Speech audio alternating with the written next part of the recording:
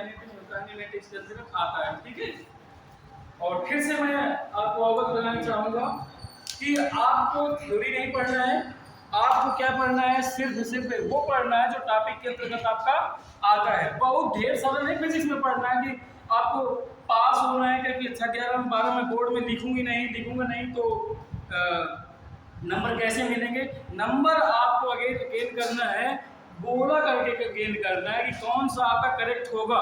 ठीक है, वहां पर किसी को विस्तार पूर्वक दिखाना नहीं लिख करके। ठीक है, ये दिमाग में आप बैठाइए कि मुझे टेंशन इस बात की है कि मुझे पेपर को फाइट करना है, बस कितना कम पढ़े कि फाइट हो जाए। ज्यादा नहीं पढ़ना है, ज्यादा ज्ञान नहीं लेना है आपको फिजिक्स में, उतना ही पढ़ना है जो टॉपिक के अंतर्गत आता है आपको। ठीक है, तो कल क्वेश्चन दिया गया था, क्वेश्चन ये था आपका displacement s equal to t cube minus 6t square plus 3t plus का 4 मीटर। ठीक है, और यहां पर एक्सलेरेशन इक्वल टू कह रहा है 0 पर क्या निकालना है, वेलोसिटी निकालना है। ठीक है, एक्सलेरेशन 0 कह रहा है, तो क्वेश्चन को अच्छी तरह पढ़ लीजिए और इसका हिंदी रूपांतरण बता देता हूं। बता भी दिया था कल में जो है कि कोई पार्टिकल है यानी कण है, कोई वस्तु है जो एक स्ट्रेट लाइन में सीधी रेखा में गति कर रही है। गति करते करते उसका जो वेलोसिटी है आपका उसको ज्ञात करिए, लेकिन कंडीशन लगा दी है कि उसका त्वरण जो हो वो क्या होना चाहिए, 0 होना चाहिए। बस इतना कंडीशन याद रखिएगा। ठीक है, तो सबसे पहले आप देखिए बेटा s इक्वल टू दिए है, अगर आपका ये x होता तो ये डिस्टेंस होती, दूरी होती, लेकिन डिस्प्लेसमेंट दिया है तो s है आपका। ठीक है, तो ध्यान दीजिएगा t के सापेक्ष क्या लिखेंगे, अवकलन करने पर या with respect to t differentiation, तो ds upon dt keep silent. थोड़ा समझने की कोशिश करेंगे, रटना नहीं है। ठीक है ना, किसी भी न्यूमेरिकल रटना नहीं। आप ये ना सोचिए कि मुझे नोट करना है, नोट कम समझना चाहता है। ठीक है ना, समझ लेंगे तो लाइफ टाइम के लिए हो जाएगा। इसका डायरेक्ट करवाएंगे कल, चूंकि बहुत अच्छी तरह से बताया गया था। हाँ तो बेटा आप खड़ी हुई बताइए इसका पूरा डिटेल्स।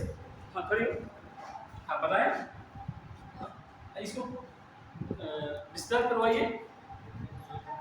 हाँ कराइए, हो जाएगी पूरी गलत हो जाएगी। अच्छा स्टूडेंट आप बताइए 3t square, very good, minus 12t plus 3, very good. Bible हैं, वेरी गुड। कल ही से समझ में आया है आपको, इसके पहले समझिए, कल ही समझाया। देखो बाइबल छात्रा है, बहुत अच्छा दिमाग रखती है। ठीक है, जो डायरेक्टली बता रहे हैं, रूल यही है बिल्कुल। ठीक है, तो ध्यान दीजिए, शायद आप लोग भी समझ जाएंगे।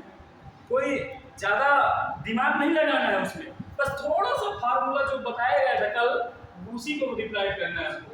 तो ध्यान दीजिए बेटा, इस 4 का अवकलन 0 हुआ है, कोई भी नंबर हो उसका अवकलन 0 होता है, मतलब डिफरेंशिएशन उसका 0 होता है। बेटा आप हमसे पूछिएगा, बगल वाला आपको कुछ नहीं बता पाएगा। ठीक है, बगल वाला आपको कुछ नहीं बता पाएगा, बगल वाला सारा मत लीजिए। ठीक है, इसका देखिए तो ये किसके होता है बेटा, आप बताइए बेटा किसके होता है, ये ds अपॉन dt किसके होता है, वेलोसिटी, बिल्कुल right. v equal to 3t square minus 12t plus का 3। यहां तक तो कंडीशन लगा रखा है, लेकिन उस न्यूमेरिकल में उसने कह दिया है कि एक्सेलरेशन 0, तो एक्सेलरेशन तक हमें अवकलन कराना पड़ेगा, ये तो कंफर्म है।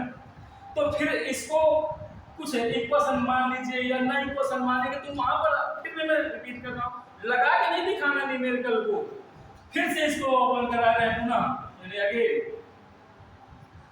dv by dt equal to, अब आप बताइए बेटा क्या हो जाएगा, डायरेक्टली बताइए। 60, very good, minus 12, sit down, very good. मतलब पढ़ाया हुआ सफर हो रहा है हमारा। ठीक है, जब तक आपकी समझ में नहीं आएगा तो मास्टर अच्छा हो कोई मतलब नहीं रखता उसको, ठीक है ना। हम बहुत अच्छा पढ़ा लेते हैं लेकिन आपको नहीं समझ में आएगा तो कोई मतलब नहीं, ठीक है। तो dv/dt इक्वल टू 60 माइनस 12। अब आप बताइए बेटा ये किसके होता है? वेलोसिटी नहीं होता, आपको पता नहीं कहाँ रहता है दिमाग में। कल बताया ना dv/dt किसके इक्वल होता है? एक्सेलरेशन के इक्वल होता है। कल बहुत अच्छी तरह से बताया गया है, बस थोड़ा सा दिमाग रखना है आपको। घर में थोड़ा सा पढ़ा करिए, जब बता देते हैं टीचर तो उसको थोड़ा सा अध्ययन कर लिया करिए। कल भी मैं बता चुका हूँ, रटना नहीं है फिजिक्स को। कल में कोई भी क्वेश्चन लर्न करने के लिए दिया गया है आपको, ना तो मैंने कोई यूनिट लर्न करने दिया, ना कोई टॉपिक लर्न करने दिया, सिर्फ मैंने एक न्यूमेरिकल दिया था करने के लिए होगी, बस यही वाला। तो ये किसकी हो जाएगा बेटा? 6t माइनस 12 है ना, यही तो हो जाएगा ना। ये a के होता है, उसने कह दिया एक्सप्रेशन इज 0, तो अब हम इसको क्या कर लेंगे? 0। ये a इक्वल टू 0, कोई पूछेगा a इक्वल टू 0 कहां से कर दिया आपने सर? क्वेश्चन में कह रहा है एक्सेलरेशन इज 0, इसलिए मैंने 0 कर दिया। आपको समझ में आया? तो अब एक्सेलरेशन की वैल्यू कितनी है? ये 60 माइनस 12, तो 60 माइनस 12 इक्वल टू 0, तो यहां से t की वैल्यू निकाल लीजिए। तो 6t इक्वल टू 12 है, तो t इक्वल टू 2। अब हमें निकालना क्या है? वेलोसिटी। जो वेलोसिटी आई हुई है अवकलन कराने के बाद, जो डिस्प्लेसमेंट का हमने अवकलन कराया है, तो आपका क्या आया हुआ है? वेलोसिटी आई है। उस वेलोसिटी में आपका t इक्वल टू 2 पुट कर दीजिए तो उसकी वैल्यू आ जाएगी। यही तो पूछ रहा था वो, तो इसमें पुट कर दीजिए तो v equal to 3t square minus 12t minus plus का 3 है, और t इक्वल टू 2 पुट करना है हमें, तो v इक्वल टू 3 इंटू 2 का square minus 12 into 2 plus 3, v equal to ये 12 बन जाएगा, ये माइनस 12 बन, ये 24 बन जाएगा, प्लस 3, और ये 12 3 15 होते हैं, और 15 माइनस 24, और 15 में 24 घट जाएगा, कितना बचेगा? माइनस 9 बचेगा। तो v equal to minus 9 metre पर सेकंड। देख लीजिए उसमें कोई ऑप्शन है क्या? है ऑप्शन ना? अब आपके दिमाग में ये शायद अंदर हो कि वेलोसिटी ऋणात्मक होती है कि सर धनात्मक होती है, मतलब निगेटिव होती है कि पॉजिटिव होती है, तो आपके अंदर ये भावना शायद जागृत हो रही हो, तो आप ये सोच लीजिए चाल हमेशा धनात्मक होती है, लेकिन वेलोसिटी आपका धनात्मक ऋणात्मक दोनों हो सकती है। तो सर हम तो ये पढ़ के नहीं आए हैं, कि पढ़ के आए हैं, क्योंकि वेलोसिटी की डिफिनेशन होती है आपका एकांक समय में हुए विस्थापन को वेग कहते हैं, ठीक है, यानी वेलोसिटी कहते हैं। विस्थापन आपका धनात्मक भी होता है ऋणात्मक भी होता है, लेकिन डिस्टेंस जो होती है, दूरी जो होती है, हमेशा पॉजिटिव होती है, ठीक है। तो अब आप ये बता दीजिए किसके समझ में नहीं आया जो कल मतलब आया था, मतलब जो कल बच्चे आए थे, ये क्वेश्चन किसके समझ में नहीं आया है तो पूछ ले, मैं फिर से बता दूंगा। नहीं तो मैं कल बता चुका हूँ कि 3 बार बताता हूँ, मुझे बस चौथी बार नहीं बताता। बेटा समझ में आ गया? आपके बेटा समझ में आ गया? आप न कहे ना कि इसके हो उसको होगा, ठीक है ना। आगे तो समझ नोट करना है, कल तो लिया होगा आपको, तो कर ही लिया होगा। नोट करना है बेटा, आप लोगों को नोट करना है। आपको आपसे पूछ रहे हैं नहीं सर, आप उधर नोट कर इरेज कर दें, नेक्स्ट क्वेश्चन लिखेंगे बस। थोड़ा सा मैंने कहा था बुक्स परचेज कर लेना, जिसके पास पैसे हों, सर पैसे होते तो फ्री कोचिंग ना पढ़ते, कोई बात नहीं है। अगर आपके पास पैसे नहीं है तो फिर भी मैं इस किताब से आपको पढ़ाऊंगा, ठीक है। ये मेरी ही बुक है, ये समझ लीजिए। हाँ, एक क्वेश्चन और लिखेंगे बेटा, रेडी? क्वेश्चन राइट करने के लिए ready? The position x, the position x of a particle, the position of a particle varies with time t, varies with time t as x equal to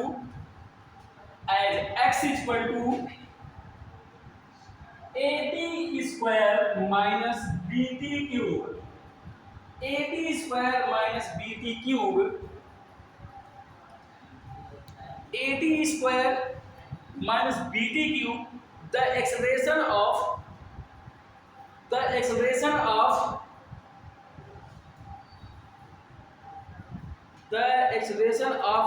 particle,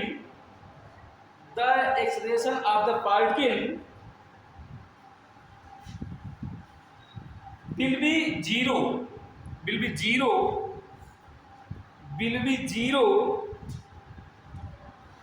at time t equal to, मतलब यहां पर time निकालना है आपको, T पूछ रहा है, वही कुछ देखो, चाहे जितना घुमा घुमा के आपसे क्वेश्चन पुट करे पूछे, चलना हमें वही है। ठीक है, ऑप्शन है, ए ऑप्शन है 0, बी ऑप्शन है आपका a/3b, सी ऑप्शन है आपका 2a/3b, डी ऑप्शन है आपका a/b। हाँ, एक क्वेश्चन आप ये नोट कर लीजिए, मैं मुझसे जो आपको शायद उसमें आया होगा, व्हाट्सएप में ना आया हो तो आया होगा, हमसे जुड़े होंगे सबसे, जो आप में आता होगा वही शायद हमसे हमें भी आता होगा। व्हाट्सएप पेपर बना के देना था, तो मैंने पेपर बना के जो दिया है तो वो इंग्लिश टू इंग्लिश दिया गया है, समझ जाएंगे ना आप लोग। जो कल पढ़ाया है, जो आज पढ़ा रहा हूँ वही पूछा गया है। ठीक है, जो कल पढ़ाया गया है जो आज पढ़ाऊंगा वही पूछा गया है। ठीक है, हालांकि इंग्लिश टू इंग्लिश पेपर है, और इंग्लिश टू इंग्लिश मुझे नहीं लगता है कि वो टिपिकल होगा, क्योंकि जो मैं बता देता हूँ वही हिंदी मीडियम में बता देता हूँ, और अगर आप हिंदी मीडियम के हो तो फिर मैं उसको अरे वेरी गुड, सही है। कैसे किए बेटा? अरे वेरी गुड, बस ठीक है। आप भी मैथ किए क्या? बायो की, बहुत अच्छी बात है। मैथ वाले तो बता ही नहीं पाएंगे अभी। ठीक है, तो ध्यान ले लीजिए बेटा, आप बायो के बेटा मैथ के आपको तो बहुत अच्छी तरह से आना चाहिए। ठीक है, तो आप बेटा क्या नाम है? अच्छा, सी नंबर नहीं है, बी नंबर ऑप्शन सही है। ठीक है, अब मैं भी कर रहा हूँ कि क्या कौन सा आ रहा है, लेकिन मैं साथ दे रहा हूँ बी का ऑप्शन का। ठीक है, चलिए इसका ओपन कराते हैं। वो क्या पूछ रहा है? टी आउट करा रहा है, लेकिन एक्सेलरेशन भी 0 करवाएगा। वो क्वेश्चन में कह दिया है कि एक्सेलरेशन 0 होना चाहिए, तो मैं भी एक्सेलरेशन को 0 करूंगा, क्योंकि मैं पिछले वाले क्वेश्चन में एक्सेलरेशन को 0 करवा चुका हूँ। तो क्या करेंगे बेटा? सबसे पहले x इक्वल टू आपका AT square minus BT cube है, तो किसके सापेक्ष अवकलन कराएंगे? विद रिस्पेक्ट टू t के सापेक्ष करवाएंगे। तो यहाँ पर आपका dx/dt इक्वल टू, ये फिर से बेटा आप पकड़िए, हमसे तुमसे कोई दुश्मनी नहीं है, ये ना सोचिए सर मुझे ही परेशान कर रहे हैं, ये समझ लीजिए हम आपको अच्छा बनाने की कोशिश कर रहे हैं। ठीक है ना? हाँ बताएं, इसका डायरेक्टली बताइए क्या हो जाएगा? T square. ठीक है, हिम्मत किया। आप बताइए बेटा, आप बताइए, इसको डायरेक्टली करवा रहे हैं, क्या हो जाएगा? 2 ना, आप बताइए बेटा। 280 स्क्वायर, आप बताइए बेटा। Sit down.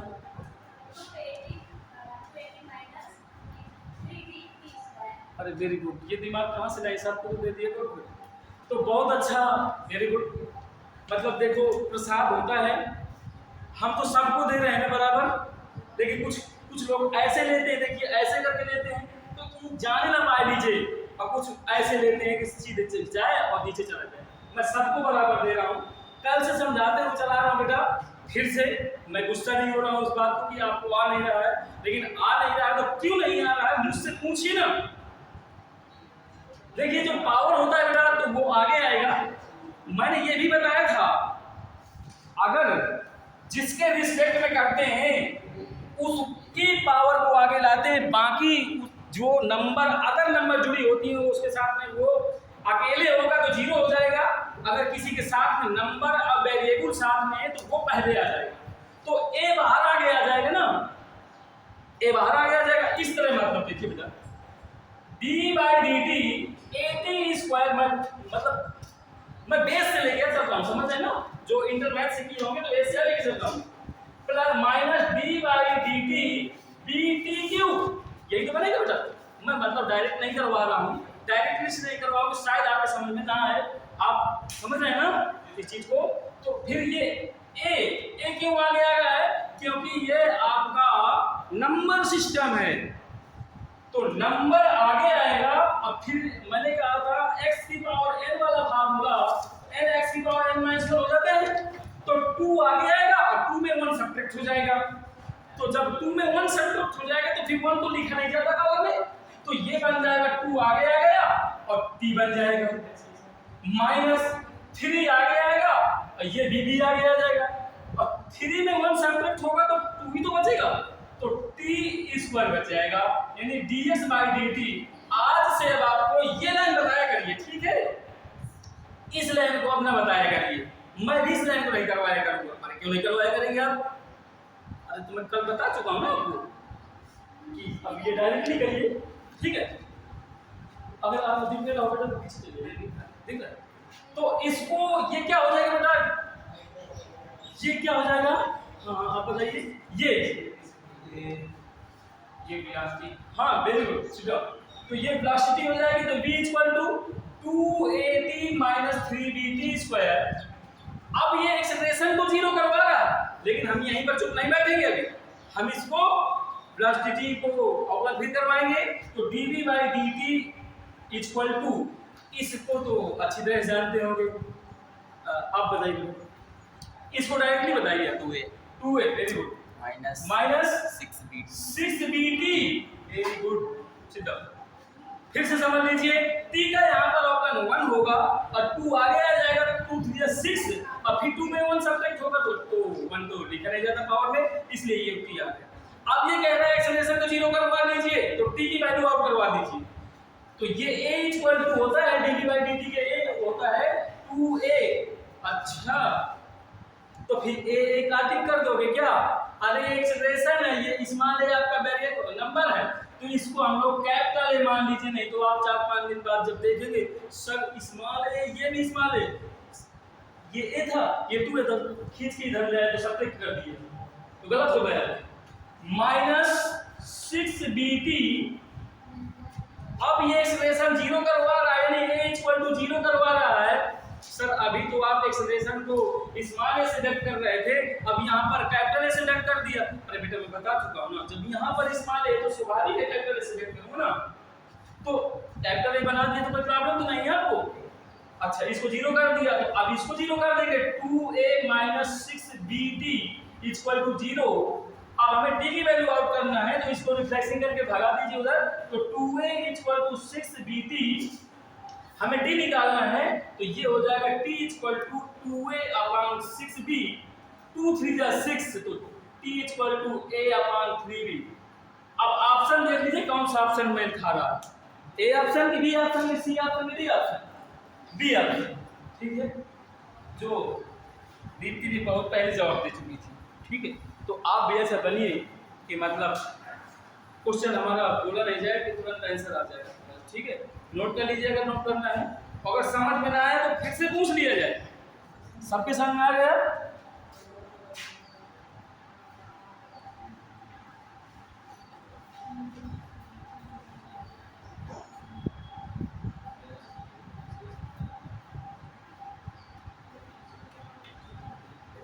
हाँ बताओ बेटा।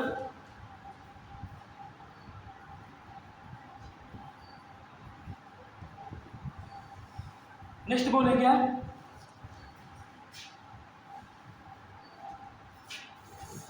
अभी जिसके समझ में आया तो पूछ ले कृपया करके, क्योंकि बाद में फिर ये में कहें कि हमें बताया नहीं गया।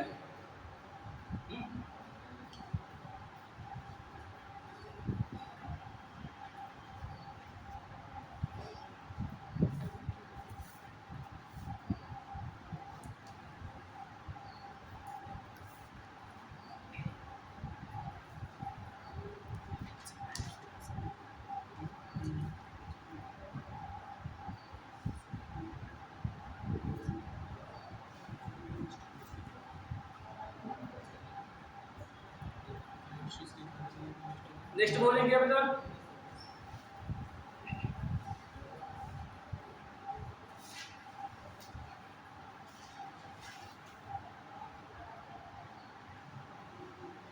नेक्स्ट लिखिए बेटा, ए पार्टिकल स्टार्ट्स। अब इस तरह कोई भी क्वेश्चन चाहे जिस तरह घुमा के आएगा तो कर लेंगे ना। ए particle starts it's motion, A particle starts it's motion from rest, from rest, from rest under the action of a constant force,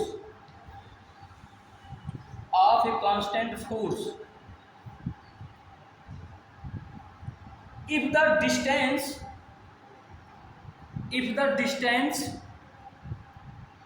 covered in first 10 second, covered in first 10 second, मतलब जब प्रथम दूरी चलती है तो 10 सेकेंड में cover करती है। First 10 second is S1, S1 का मतलब दूरी, distance, and that covered in the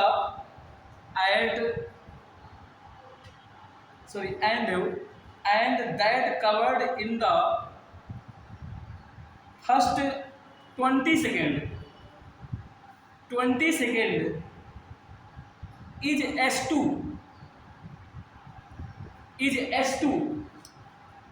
then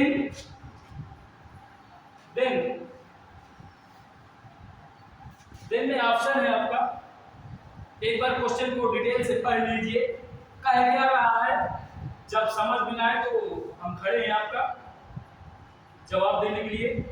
S2 = 2S1, B option है आपका S2 = 3S1 and C option है आपका S2 = 4S1 एंड डी है आपका S2 = S1।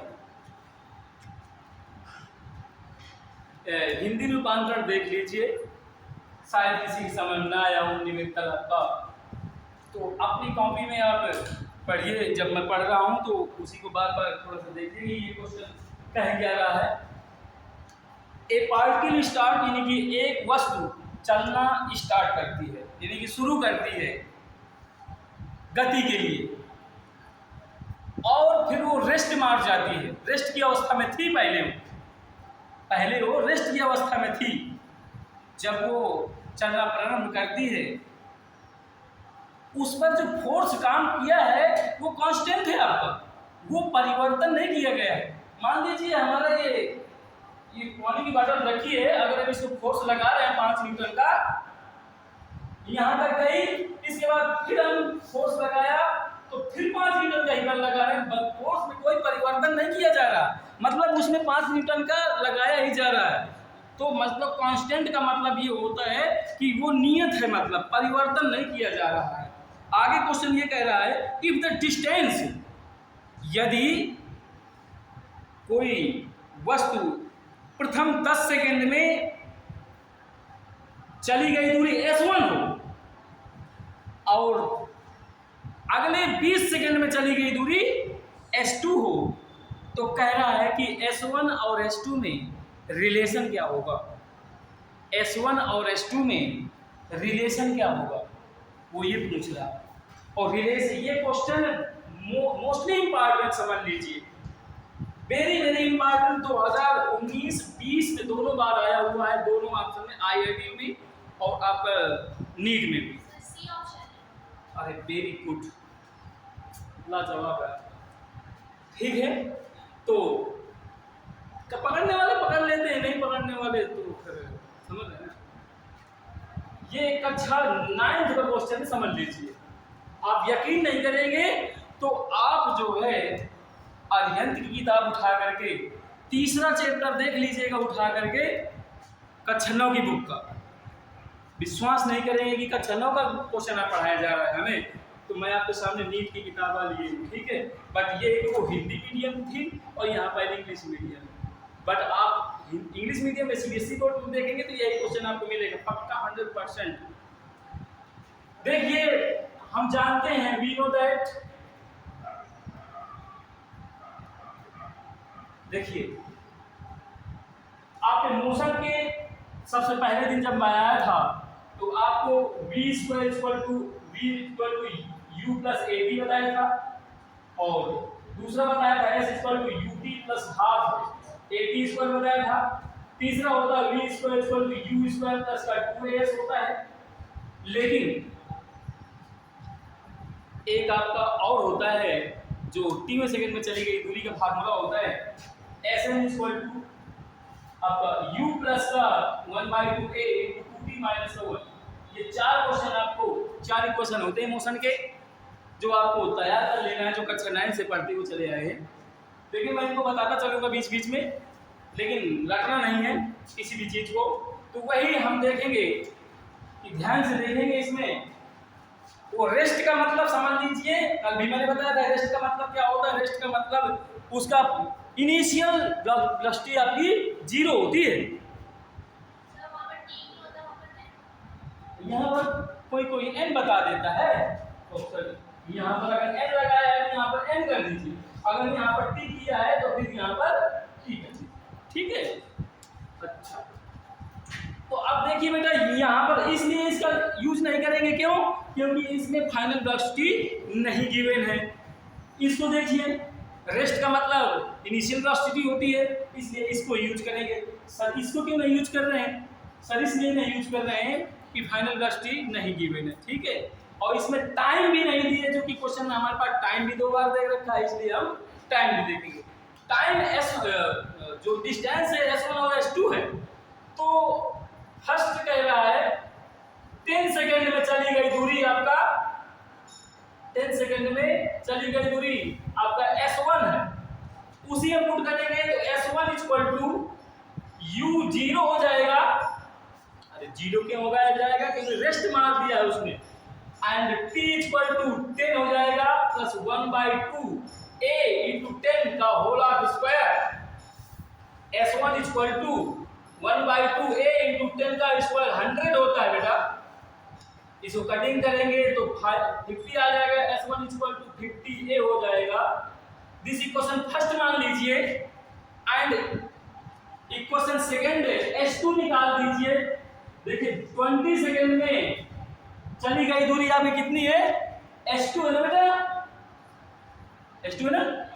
तो आपका फिर यहाँ पर इसी क्वेश्चन में रखेंगे s2 = फिर 0 हो जाएगा ये, तो 0 × t यानी 20 प्लस 1/2 a × 20 का होल स्क्वायर। तो s2 = 0 प्लस 1/2 a × ये हो जाएगा 400। कटिंग करेंगे तो आपका कितना आ जाएगा? 200। s2 = 200 a हो जाएगा। रिलेशन जब भी आउट करने के लिए कंडीशन कह दे, जब भी रिलेशन कह दे तो हमें डिवाइड करना होता है, ये नोट कर लीजिए दिमाग में हमेशा। तो सर मल्टीप्लाई कब करना होता है? मल्टीप्लाई तब करना होता है, वो आपको यहाँ पे बता देता है कि मुझे मल्टीप्लाई करिए कि डिवाइड करिए, ठीक है। तो equation divide first and second से कर देंगे। s1/s2 = 50a/200a, a से a कटिंग हो गया, और 50 4 200 होता है। क्रॉस मल्टीप्लाई करा दीजिए, यहाँ पर 1/4 का, तो s2 = 4s1। देख लीजिए कौन सा आंसर आ रहा है आपका? s2 = 4s1। यही तो सी नंबर का ऑप्शन है ना, जो दीप्ति ने बताया था आपको, ठीक है। तो आप भी ऐसा बनिए कि जवाब तुरंत मिल जाए। जवाब कब मिलेगा? जब आप अच्छे से पढ़ेंगे, हमारी बताई बातों का आप पालन करेंगे, ठीक है। तो नोट कर लीजिए, जिनको नोट करना हो, नोट करना हो तो पहले से बता चुके हैं। अगर समझदार है तो समझते चलिए, नोट करने की कोई जरूरत नहीं है, लेकिन आपके अंदर समझदारी होनी चाहिए। स्वामी विवेकानंद के भाई तो है नहीं कि भैया एक बार समझ लेंगे दोबारा देखने पड़ेगा, तो आपको दोबारा देखना पड़ेगा, दोबारा देखने के लिए फिर आपको नोट करिए फिर। ठीक है। अगला S1 ये 0 यानी E equal to U equal to 0 है ना, तो इस यानी कि आपका ये फार्मूला होता है S equal to UT plus half AT square, तो इस U की जगह 0 कर दिए, 0 और T की जगह 10, 10 सेकंड पहले दे रखा। ठीक है।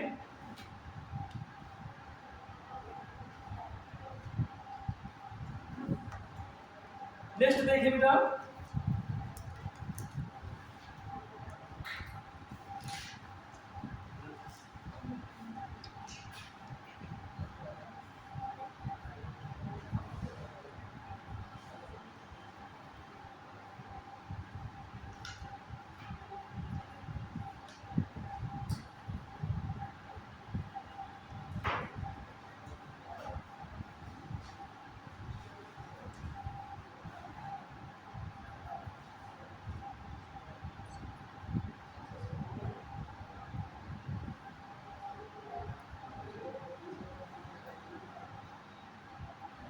बोले बेटा अगला नेक्स्ट सबका नोट हो गया, हमको नोट करने के लिए बैठे हैं कि शायद नोट ना हुआ होगा आपका। इसी तरह क्वेश्चन है आपका थोड़ा सा डिफरेंस होगा, ये भी आपका जो क्वेश्चन मैं बोल रहा हूँ सारे क्वेश्चन इसमें आए हुए हैं आपका। ठीक है, ऐसा कोई क्वेश्चन इसमें नहीं है कि जो नया हुआ है बोले, और ज़्यादातर आपका पेपर जो भी बनता है तो बस इन्हीं पुराने पेपर से उठा के दिया जाता है। ठीक है, तो नेक्स्ट नोट करें, what will be the ratio, what will be the ratio, what will be the ratio of the distance, what will be the ratio of the distance, what will be the ratio of the distance moved by a freely, moved by a freely, freely माने वास्तव में होता है, freely falling body, freely falling body, freely falling नीचे गिरना, falling body from rest, फिर यहाँ देखो रेस्ट आ गया, फिर यहाँ U 0 हो जाएगा। क्या लिखा बेटा, body from rest in fourth and fifth second of journey, fourth and fifth second of journey. मतलब एक बार क्वेश्चन को अपने स्तर से समझ लीजिए और फिर आप मुझसे पूछिए कि सर क्या दिए, अगर नहीं समझ में आया है तो हम समझाने के लिए आपको खड़े। ठीक है, बट थोड़ा सा आप भी समझदार है, करने की कोशिश करिए। ऑप्शन है ए नंबर 4:5, बी नंबर है आपका 7:9, सी नंबर है आपका 16:25, डी ऑप्शन है आपका 1:1। बहुत इजी क्वेश्चन है, आप सोच लेंगे कि कितना इजी है आपका। ठीक है,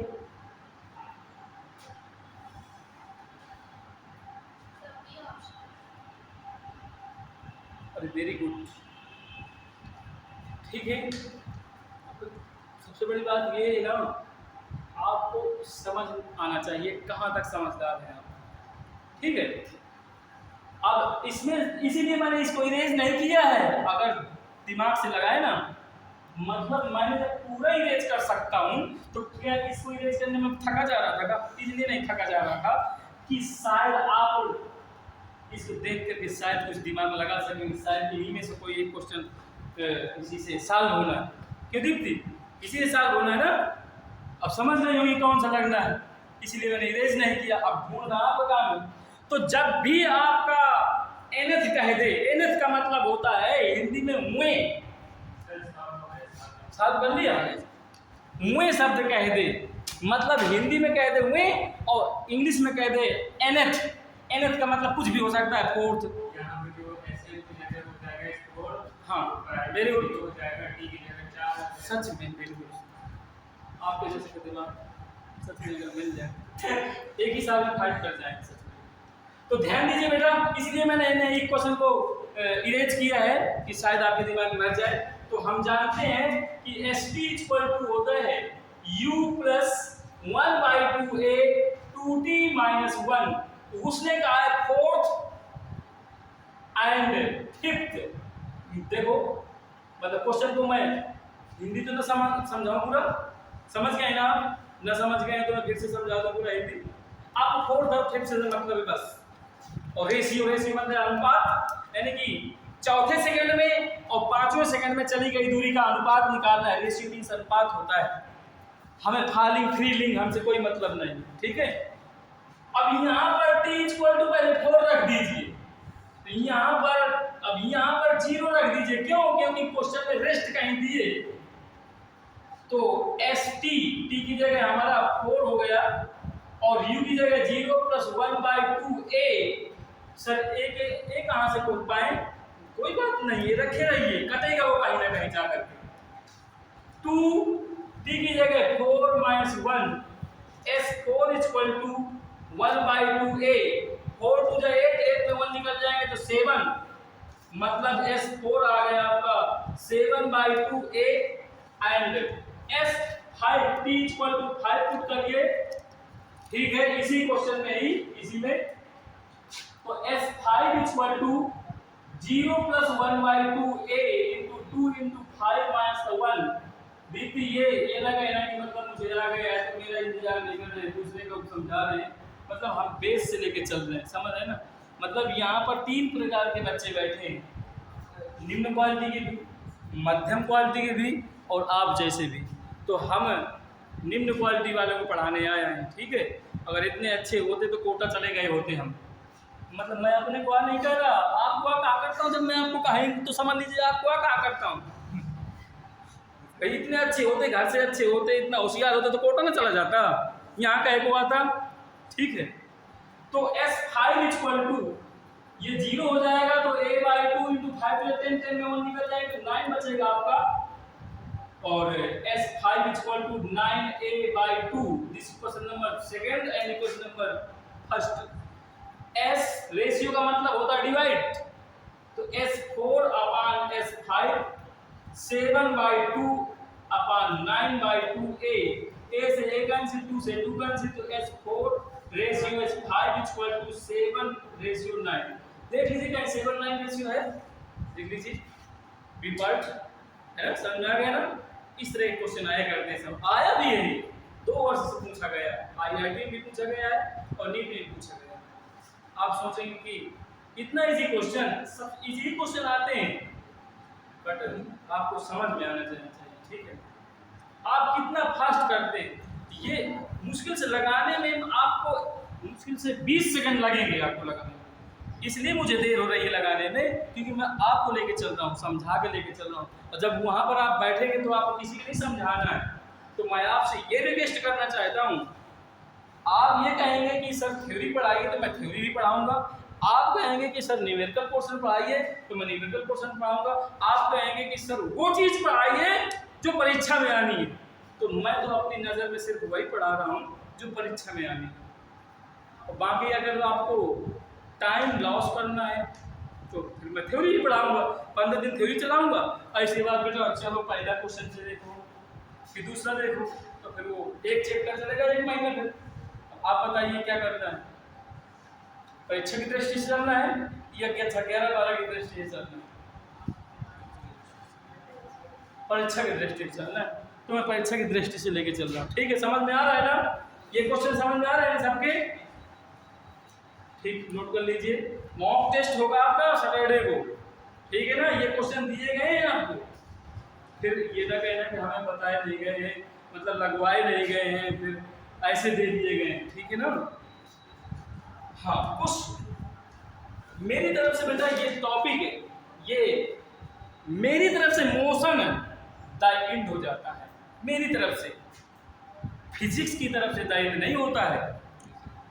मतलब फिजिक्स कौन के द एंड कर सकता है, मैं भी नहीं एंड कर सकता हूँ, लेकिन परीक्षा की दृष्टि से मेरी तरफ से ये द एंड हो गया। अगर आपके इस तरह से क्वेश्चन आएंगे तो कर लेंगे ना। क्वेश्चन किस तरह से घुमा के आएगा, मैं घुमा घुमा के भी 4-5 प्रकार के क्वेश्चन बता चुका, ठीक है। अब आप चलते हैं, टॉपिक है motion in a plane and straight line. सिर्फ मैंने मोशन अभी तक पढ़ाया, अब चल रहा हूं मैं motion and straight line plane. Topic जो काइनेमेटिक्स में जो पहला टॉपिक है आपका काइनेमेटिक्स का, तो उसमें पहला टॉपिक था आपका मोशन एंड दूसरा टॉपिक है आपका मोशन एंड स्ट्रेट लाइन, यानी कि सीधी रेखा में गति। तो समझ लीजिए पहले इसको, स्ट्रेट लाइन की कहानी।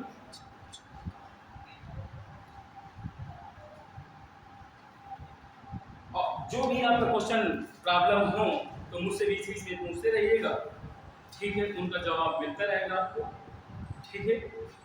जरूरी ये नहीं कि मेरी तरफ से समाप्त हो गया चैप्टर टॉपिक तो आपकी तरफ से समाप्त हो गया हो, आपकी तरफ से कभी नहीं समाप्त होने वाला। वैसे ही बता चुका हूँ कि कोई भी सब्जेक्ट कोई ये कह दे कि सर ये समाप्त हो गया टॉपिक या चैप्टर या सब्जेक्ट, तो वो सब्जेक्ट कभी खत्म नहीं हो सकता है, ठीक है। तो टॉपिक चलेगा आपका motion in a plane and straight line. सरल रेखा में गति या समतल में गति। तो समतल में गति का समझिए, जैसे कि आपका साइकिल है आपकी, तो साइकिल थ्योरी थोड़ा सा बता के चलता हूँ, लिखने नहीं है। साइकिल आपकी स्ट्रेट लाइन में चलती है, लेकिन जो साइकिल का पहिया है सर्कुलर मोशन में मूव करता है, ठीक है।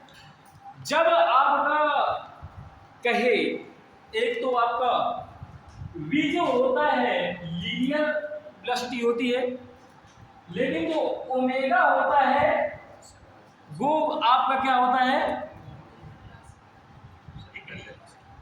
एंगुलर वेलोसिटी होती है आपका, एंगुलर वेलोसिटी, ठीक है। शायद आप लोग पढ़ के आए होंगे। जब ये मूव करता है कोई पार्टिकल, यहां से यहां तक गया, मान लीजिए कोई P पॉइंट है, यहाँ पर Q में पहुंचा, यहां से यहाँ तक कोई ना कोई एंगल निर्धारित करता है, यहां से जाने में से कोई ना कोई टाइम निर्धारित होता है, तो ओमेगा इक्वल टू होता है 2 पाई बाई टी। अगर कभी उसने कह दिया कि एक चक्कर में उसने एक राउंड में, यानी कि यहाँ से यहाँ तक पहुंचने में कम से कम 10 चक्कर लगाता है, 20 चक्कर लगाता है, तो उसके लिए omega equal to 2 pi n by T हो जाता है, जहां n होता है आपका चक्रों की संख्या होती है, ठीक है। तो मैं उसी को लेके चल रहा हूं। फिर आपका इसी बेस में आएगा आपका यूनिट वेक्टर, इसी में है यूनिट वेक्टर। यूनिट वेक्टर की कहानी है आपका a type equal to vector a upon mod of vector a, इसे यूनिट वेक्टर कहते हैं, ठीक है। हिंदी में एकांक वेक्टर, यूनिट एकांक, ठीक है। पहले भी दिन आया था तो बताया था, आज भी देख लीजिए। अगर डॉट प्रोडक्ट की कहानी आती है, आई डॉट आई करते हैं तो 1 होता है, जे डॉट जे करते हैं तो भी आपका 1 होता है, के डॉट के करते हैं तो भी आपका 1 होता है। अगर उसी में क्रॉस प्रोडक्ट करवाते हैं आपका तो 0 होता है, के क्रॉस के करवाते हैं तो भी 0 होता है, और आपका जे क्रॉस जे करवाते हैं तो भी आपका 0 होता है। जैसे जैसे आते जाएंगे वैसे वैसे मैं बताता चलूंगा आपको। लिखने की यहाँ पर कोई जरूरत नहीं है आपको, न्यूमेरिकल से सब कुछ समझ में आपको आ जाएगा, सब कुछ समझा के चलूंगा, ठीक है। समझना पड़ेगा आपको। तो एक न्यूमेरिकल लेके चलते हैं, समझ में सब आ जाएगा आपके। हाँ, लिखेंगे if the magnitude of magnitude का हिंदी में कौन होता है? मापांक अथवा mod. Magnitude, if the magnitude of sum of two vector, if the magnitude of sum of two vectors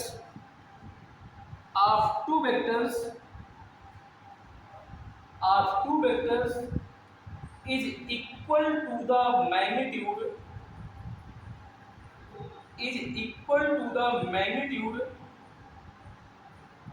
of difference of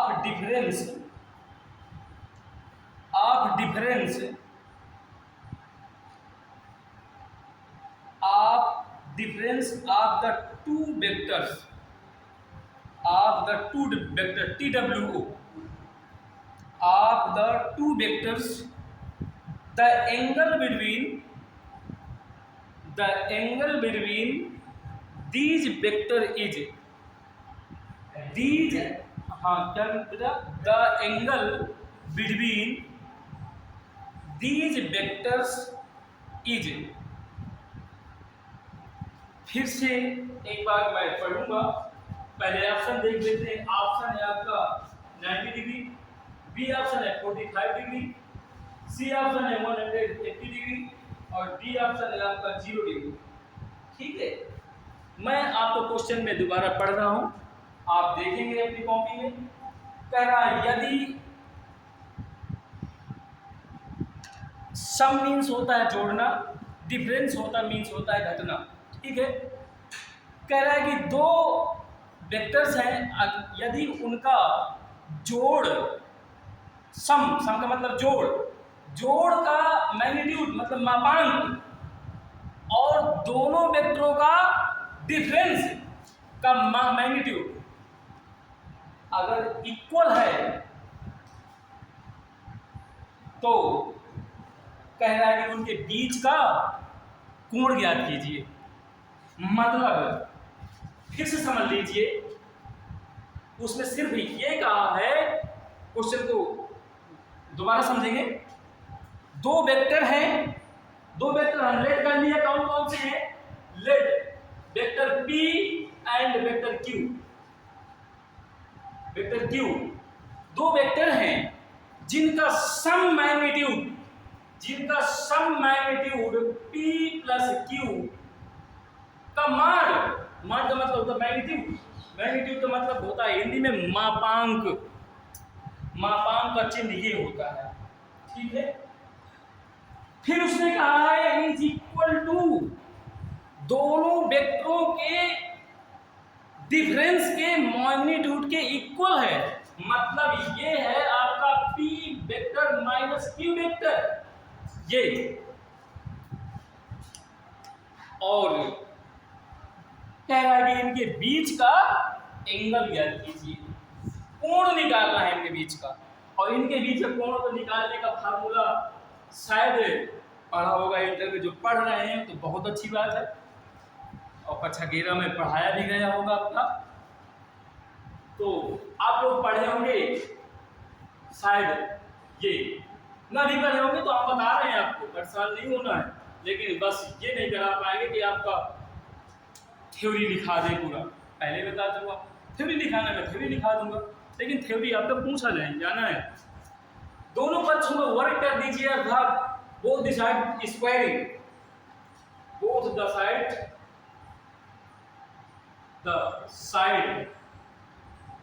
square, right. Squaring कर रहे हैं तो ये बनेगा P square plus Q square. सब वेक्टर कहाँ चला जाता है? अगर उसी का डॉट प्रोडक्ट करवाते हैं तो वेक्टर हट जाता है। P square plus Q square plus का 2PQ cos थीटा तो आएगा। हम वेक्टर आप पढ़ रहे हैं, जब दोनों वेक्टरों को हटाते हैं डॉट प्रोडक्ट तो cos थीटा आया करता है, याद हो तो। इक्वल टू, इसमें भी देख लीजिए, P square plus Q square minus 2PQ cos B का होल आर्क स्क्वायर क्या होता है, A square plus B square plus 2ab। आप वेक्टर पढ़ रहे हैं तो जब वेक्टर हटेगा तो cos थीटा आएगा। इसमें भी देख लीजिए A square plus B square minus 2ab, और जब 2ab हटेगा वेक्टर तो cos थीटा आता है। अब देख लीजिए p स्क्वायर से p square cancel, q square से q स्क्वायर कैंसिल, ठीक है। अब इसको इधर ले आइए, है ना, तो ये बन जाएगा 4pq cos theta equal to 0। अरे क्यों ना हो जाएगा 0, और ये जो गुणांक है आपका चला गया 0 में, तो cos थीटा इक्वल टू 0, और cos 0 की वैल्यूएशन होती है आपका cos 90, वेरी गुड। तो थीटा इक्वल टू 90 डिग्री, इसी को कहते हैं आंसर। तो फर्स्ट नंबर आपका सही हो जाता है। ऐसे क्वेश्चन आते हैं, आया भी हुआ 2019 में पूछा गया है नीट में। अब पहले इसका नाम था CPMT, AIEEE, IIT का नाम था AIEEE, रुड़की इंजीनियरिंग करवाती थी, उसका नाम था। उसमें 2 बार पूछा गया है, एक बार आपका CPMT में पूछा गया है और 2016 में नीट में पूछा गया है, ठीक है। वेरी इंपॉर्टेंट क्वेश्चन है, तो इसलिए आप लोग इसको समझ लीजिए। टाइम हो गया सब लोग को जाने का? अच्छा, तो 3:24 हो गया है।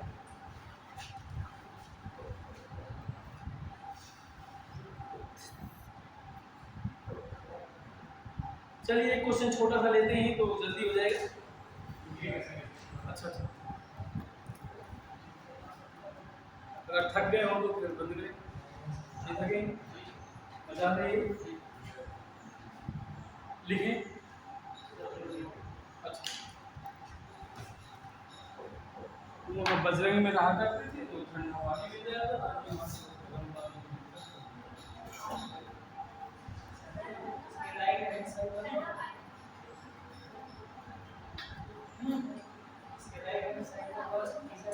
कहाँ चला गया? अरे -2p भी था, उसको उठा के ले गए इधर, तो +2p की ऑलरेडी था प्रेजेंट, और उधर 2 जाएगा तो प्लस का 4p में बन जाएगा, हैं? और भाई साहब ठीक लगा।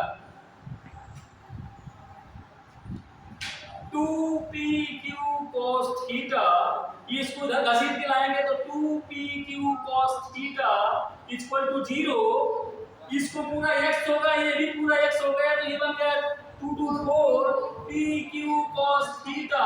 ये cos थीटा कॉमन ही निकाल लीजिए तो बराबर 0 हो गया, ये भी चला गया 0 में, तो cos थीटा इक्वल टू 0, तो cos theta equal to cos 90, theta equal to 90। अब आ गया समझ में? हाँ, इतना बेस पहले से खुदाइए यार, बहुत देर लगेगी।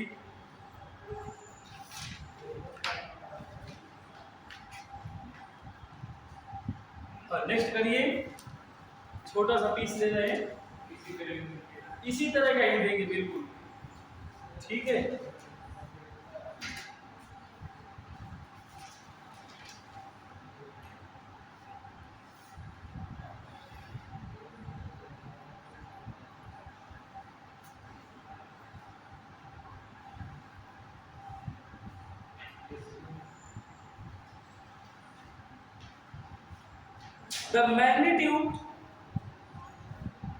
The magnitude of vectors, the magnitudes of vectors a, b and c, capital बनाइएगा। Vectors a, b and c, तीनों में वेक्टर चल लगा दीजिएगा, ठीक है। तीनों में वेक्टर लगा दीजिएगा। वेक्टर का मतलब समझ रहे हैं ना, तीर ऊपर चलाना होता है, ठीक है। R 3, 4 and 5, 3, 4 and 5 units respectively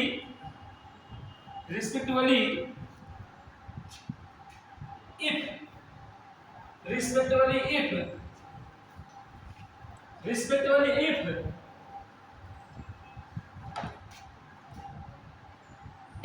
plus B equal to C,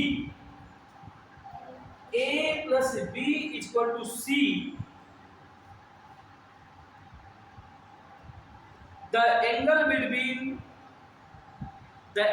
between A and B is, the angle between A and B is, option है बेटा,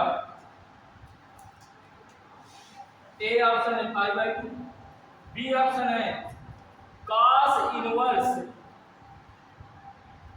0.06, सी ऑप्शन है tan इनवर्स 7/5, डी ऑप्शन है पाई बाई 2। बहुत most important question है, ये समझ लीजिए, जितनी बार कहूं तो उतनी बार कम है। और मैं आपसे भी यही कह रहा हूं, ये बुक खरीद लीजिए, ना बुक हो आपके पास तो कक्षा 11 के पास बुक आपके पास रखी होगी। ये tan इनवर्स 7/5, ये cos inverse 0.06, a plus b equal to C, vector लगेगा, अब वेक्टर ही लगेगा, ठीक है। तो उसमें कक्षा 11 की जब खरीदेगा तो आर्यन की खरीदिएगा, अगर वो आपके पास तो कोई बात नहीं है। तो उसने ये कहा है कि ए और बी के बीच कोण जो होता है उसके बीच का कोण निकालिए, इसीलिए उसने ए और ए प्लस बी दोनों को इकट्ठा करके दिया है। और नहीं तो अगर वो सी के बीच कहता कि ए और सी के बीच कोण निकालिए तो ए प्लस सी कहता, ठीक। और इनके यूनिट वेक्टर दिया गया है, यूनिट वेक्टर दिया गया है, तो क्या करेंगे, cos थीटा कैसे आएगा, cos थीटा कैसे आएगा, क्यों आएगा, जब तक थीटा नहीं आएगा तब तक एंगल कैसे निकाल पाएंगे।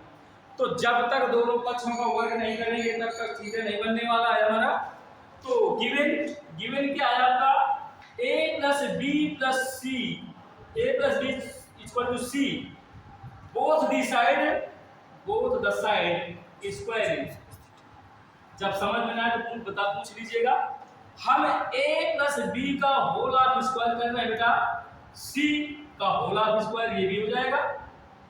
अब आप जानते हैं a प्लस बी का होल ऑफ स्क्वायर क्या होता है, वेक्टर a का स्क्वायर, तो a ये हट जाएगा, plus B square plus 2 vector a dot vector b into equal to में सी स्क्वायर, ऐसे तो बनेगा,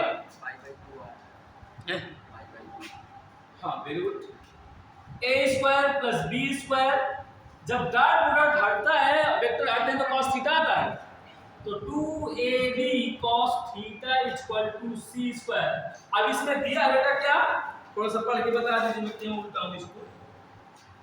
a की वैल्यू कितनी दी गई है आपका, a इक्वल टू दिया गया है 3 और b इक्वल टू दिया गया है 4, c equal to 5, value put कर दीजिए तो आपका बन जाएगा a की वैल्यू 3, तो 3 का स्क्वायर 9 रख दीजिए डायरेक्टली, 9 प्लस b की वैल्यू 4 है तो 4 का स्क्वायर सीधा 16 रखिए, तो 16 प्लस 2ab, तो 2a की वैल्यू है 3, b की वैल्यू है 4 into cos theta equal to c की वैल्यू 25 हो जाएगा, 5 का स्क्वायर 25 होता है, तो ये हो जाएगा 16 और 25 होते हैं, plus 4 3 12 24 into cos theta equal to 25 इधर कैंसिल, तो इधर क्या बचेगा, 0 तो बचेगा, तो 24 × 24 cos थीटा इक्वल टू 0, तो cos थीटा इक्वल टू 0 फिर 0 और cos theta equal to cos 90 की वैल्यू होती है बेटा, तो थीटा इक्वल टू 90 और 90 क्या लिख सकते हैं, π/2 लिख सकते हैं ना, तो थीटा इक्वल टू π/2। अगर यहाँ 90 दी होता तो फिर π/2 ना करते, सिर्फ π/2 करते और आज का काम यही खत्म कर देते। और नेक्स्ट राउंड में फिर मिलते हैं।